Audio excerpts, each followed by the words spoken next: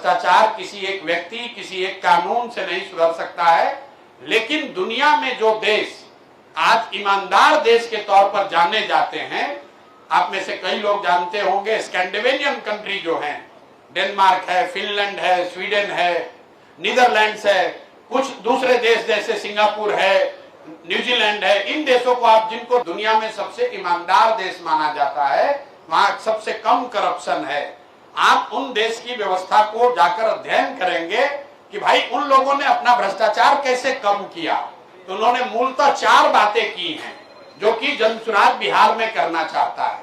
पहली बात उन्होंने ये की कि समाज में ये चेतना जगाई कि आप ईमानदार लोगों को चुनकर भेजिए। तो जनसुराज ये कह रहा है कि भाई जब कैंडिडेट कल खड़ा हो, जनसुराज से कोई अच्छा कैंडिडेट, मान लीजिए गलती से खड़ा हो गया कोई गलत कैंडिडेट, तो उसको भी आप वोट मत दीजिए।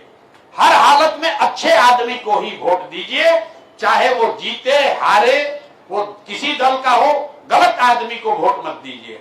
तो जब अच्छे प्रतिनिधि चुनकर आएंगे तभी एक अच्छी व्यवस्था बन सकती है। दूसरा उन्होंने क्या किया, उन्होंने बहुत बड़े पैमाने पर सत्ता और संसाधन का विकेंद्रीकरण किया। मतलब आज जो पूरी बिहार की व्यवस्था चलती है उसको 5-7 अफसर और 5-7 नेता मंत्री चलाते हैं। वहीं से सब कुछ तय होता है, वहीं से सारा चीज डिसीजन लिया जाता है, वहीं से फंड एलोकेट होता है, वहीं से चोरी की शुरुआत होती है। तो इन देशों ने यह सिखाया कि अगर आप सत्ता और संसाधन का बड़े पैमाने पर विकेंद्रीकरण कर दें तो उससे भी करप्शन को कम करने में आसानी होगी। तो जनसुराज उस पर क्या कह रहा है कि अगर जनसुराज की व्यवस्था बनी तो पंचायती राज की जो संस्थाएं हैं इनके जरिए कम से कम 1/3 विकास का राशि खर्च किया जाएगा।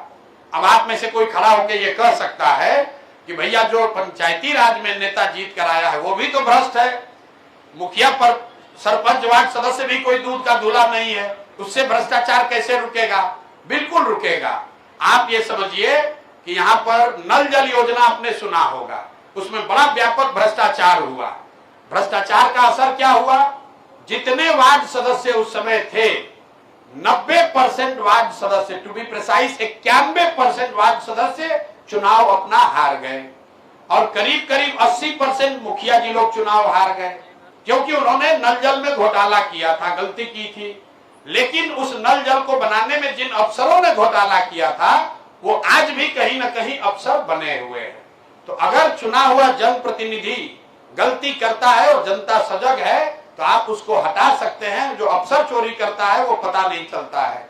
तो इसलिए दूसरा मंत्र यह है कि बड़े पैमाने पर सत्ता मतलब डिसीजन मेकिंग, सत्ता और संसाधन का विकेंद्रीकरण किया जाए। तीसरा हथियार है जन सहभागिता। लोगों को पता ही नहीं है कि उनका अधिकार क्या है। आपको यह पता ही नहीं है कि आपके गांव की कौन सी योजना है जिसमें आपका हक है। भाई साहब बता रहे इंश्योरेंस का पेनिट्रेशन कम है, तो आयुष्मान कार्ड की जो योजना है यहाँ बिहार में सबसे कम है। जो कृषि बीमा योजना है सबसे कम रजिस्ट्रेशन उसमें बिहार में है, क्योंकि लोगों की जागरूकता नहीं है। तो तीसरा बात यह है कि जो भी सरकारी योजना है, सरकारी व्यवस्था है, उसको जनता के बीच में रखा जाए ताकि जनता को जानकारी हो कि उनका हक क्या है, उनके लिए योजना क्या है। और अंतिम बात, टेक्नोलॉजी का बहुत बड़े पैमाने पर उपयोग, बहुत बड़े पैमाने पर टेक्नोलॉजी का उपयोग करके भी करप्शन को रोका जा सकता है। जैसे आप देख रहे हैं अभी स्मार्ट मीटर लगा है, तो अगर सरकार बिजली के लिए स्मार्ट मीटर लगा सकती है, आप जरा 1 मिनट सोचिए, अगर नल जल योजना में सरकार ने स्मार्ट मीटर लगा दिया होता तो पटना में बैठे बैठे सरकार को यह जानकारी होती कि कितने बजे मोटर ऑन हुआ, कितना पानी उससे निकला, किस घर में कितना पानी गया, कितना पानी नहीं गया। तो जो जनसुराज की सोच है, भ्रष्टाचार बिहार में खत्म करने का दावा हम लोग नहीं कर सकते हैं, लेकिन इसको बहुत बड़े पैमाने पर कम किया जा सकता है। और कम करने के 4 सूत्री प्रोग्राम है। अच्छे लोगों का, अच्छे जनप्रतिनिधियों का चुनाव, दूसरा सत्ता और संसाधन का बड़े पैमाने पर विकेंद्रीकरण, तीसरा जन सहभागिता और चौथा बड़े पैमाने पर टेक्नोलॉजी का इस्तेमाल।